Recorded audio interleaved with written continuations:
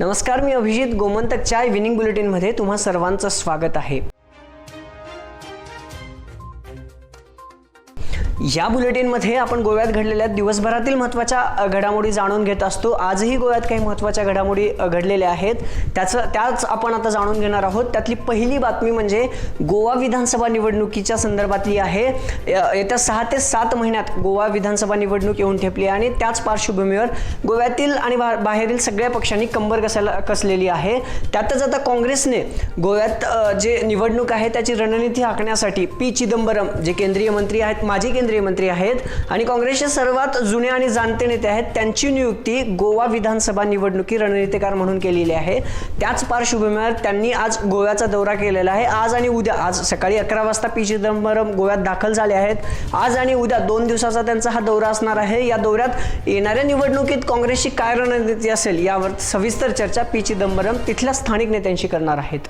दुसरी बातमी, गोव्यात मागील बऱ्याच दिवसापासून गोव्यातील अनेक भागात, त्यात मडगाव असू द्या किंवा इतर भाग असू द्या, डेंग्यू आणि मलेरियाचे काही रुग्ण वाढताना दिसत आहेत.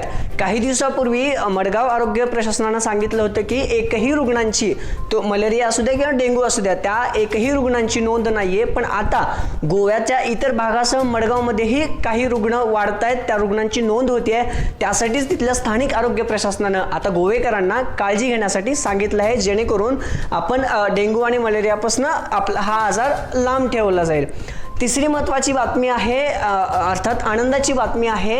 आपण घरात बसून खूप दिवसापासून बोर झाला असाल, आपल्याला बाहेर पडायचं असेल, मनोरंजनासाठी काहीतरी करायचं असेल, तर आपल्यासाठी आता एक आनंदाची बातमी आहे. कारण गोवा सरकारने आता बाहेरील नाट्यगृह आणि मनोरंजनाचे जे थिएटर्स वगैरे आहेत ते सुरू करण्यासाठी परमिशन दिली आहे. होय, आता लवकरच ते सुरू होणार आहेत, पण त्यात काही नियम व अटी असणार आहेत. मुख्यमंत्री डॉक्टर प्रमोद सावंत यांनी सांगितलंय की तुम्ही कोरोनाचे नियम पाळत हे सर्व सुरू करणार आहोत.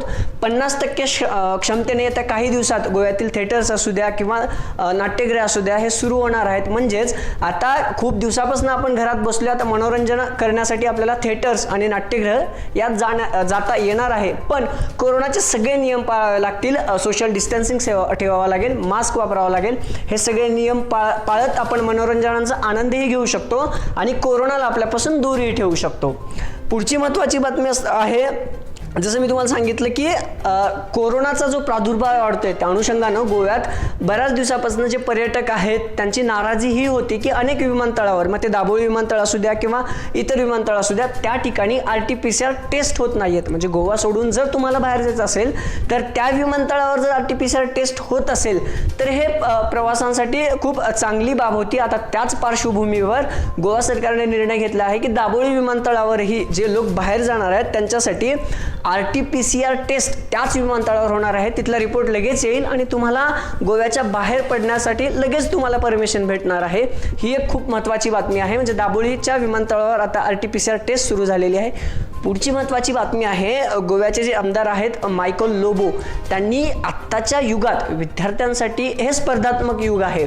जर विद्यार्थ्यांना पुढं जायचं असेल या जगात किंवा या युगात यशस्वी व्हायचं असेल तर पालकांनी आणि स्थानिक नेत्यांनी त्यांच्या पाठीवर कौतुकाची थाप ही मारलीच पाहिजे, असं आव्हान त्यांनी केलेलं आहे. एका कार्यक्रमात ते बोलत होते. जर आपल्या मुलांना, पाल्यांना जर पुढे पाठवायचं असेल, या युगात टिकवून ठेवायचं असेल, तर आपण अधूनमधून त्यांच्या पाठीवर कौतुकाची थाप मारलीच पाहिजे, असं मायकल लोबो यांनी सांगितलेलं आहे. पुढची बातमी असणार आहे, शिवोली इथलं जे स्वामी समर्थ मठ आहे त्या मठामध्ये 75 वर्षीय महिला खूप दिवसापासून वास्तव्यास होती, पण तिला तिच्या मूळ गावी जाण्याची इच्छा तिने व्यक्त केली होती आणि तिला तिच्या मूळ गावी पाठवण्यात आलेलं आहे. हंजून पोलीस स्थानकाचे जे निरीक्षक आहेत सूरज गावस यांनी तिला आपल्या मूळ गावी पाठवलेलं आहे. यामध्ये दैनिक गोमंतकची खूप महत्त्वाची भूमिका आहे. हा विषय आपण लावून धरला होता की त्या महिलेचा जो हक्क आहे तिला मूळ गावी पाठवा. आता त्याच पार्श्वभूमीवर तिला मूळ गावी पाठवण्यात आलेलं आहे. तर या होत्या आजच्या दिवसभरातील महत्त्वाच्या घडामोडी. अशाच ताज्या अपडेट्ससाठी गोमंतकच्या डिजिटल प्लॅटफॉर्मला सबस्क्राईब करा.